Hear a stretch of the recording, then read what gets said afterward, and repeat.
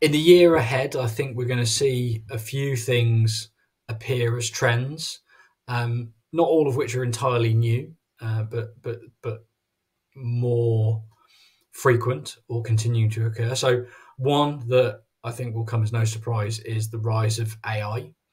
And I think what's going to happen is actually more and more people are going to try and use AI to do more of their website creation.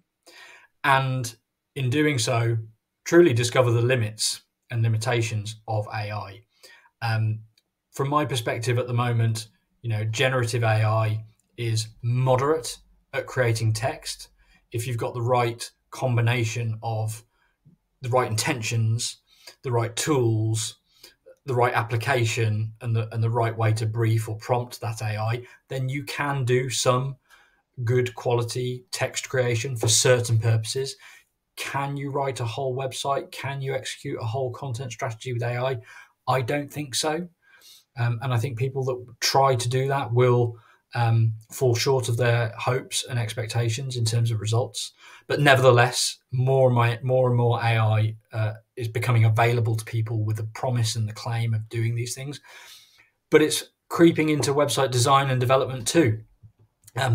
And every major CMS vendor, more or less, is clamoring to say that they have AI in the creation process. And yet, it's still far, far short of being able to produce what a maturing, and growing business needs of its website. Can it be the thing that gets you started? Yes. Can it help you build your first website? Potentially. Does it serve your needs as you scale up? No, absolutely not. So more and more people experimenting with, trying AI, and discovering where the line is and where the limits of it are.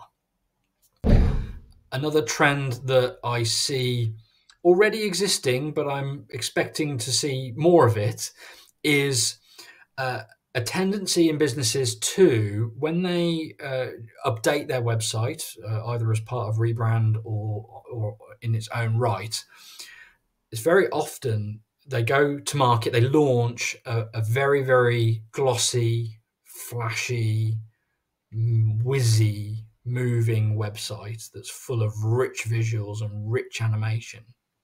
And they impress and they wow and they get great, great reactions. But you frequently see those same websites roll back a lot of that extra creativity quite quickly afterwards, because unfortunately, in most cases, all of those things go against the results and the metrics and the measurements that we apply in terms of success for our websites. So they impact performance, they impact page load speed, they decrease conversion rate.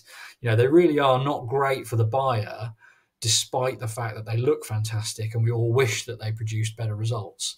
So this sort of lurching from launching a new website that's got lots of bells and whistles and looks fantastic, and then very quickly reverting back to something that's predominantly static, because that still works best in most cases, and a bit more restrained and constrained is the best way to get results. If only businesses or more businesses could identify that before they invest in the creation of the slightly more excessive version, then they might have a better impression of the ROI on their website project, and more budget remaining to create content after launch. But nevertheless, we all like to push the boundaries when we're doing something new, but often that means we have to walk it back a bit. And another trend that we see developing a little bit more in the year ahead is the introduction of dark mode or dark websites. It's an interesting one, popularized no doubt by the experience we all have on our phones and our handheld devices, and that has become quite useful amongst developer communities who are looking at their screens for a long period of time. Dark mode has its place. in those situations. So now what we see is lots more websites appearing that are either in dark mode permanently, or actually have, you know, the toggle that the user can control. I'm personally a little skeptical about both of those, because I'm not convinced that during the normal working hours, when most people are at their desk looking at their computer screen doing their research in daylight, that dark mode is the best user experience in terms of consuming the content that's on the page. Dark mode is most effective when it's dark around us, and that's really why it exists and why it's been created. And so if we were in a darkened room, looking at a website, then a dark mode might be the best way to present that information. But I certainly find reading dark mode websites in daytime quite a struggle. So I'm concerned that it's counterproductive.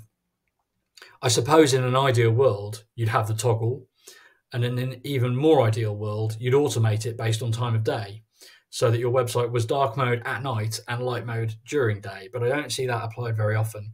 And I think, unfortunately, it's predominantly down to, you know, a creative desire to do something that appeals to us, as opposed to being rooted in what buyers tell us, either implicitly or explicitly, what they want.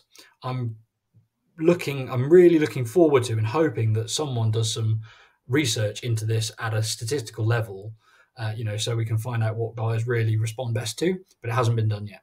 I think if you've got an area of your website that is focused solely on, a very key message in a large font, or a very visual element, then a dark section can work. But when you are expecting or asking your visitor to read a passage or a paragraph of content, I think dark mode's a poor choice in those situations, because I think it'll make it harder for them to read it in daylight on their screen than make it easier, unfortunately.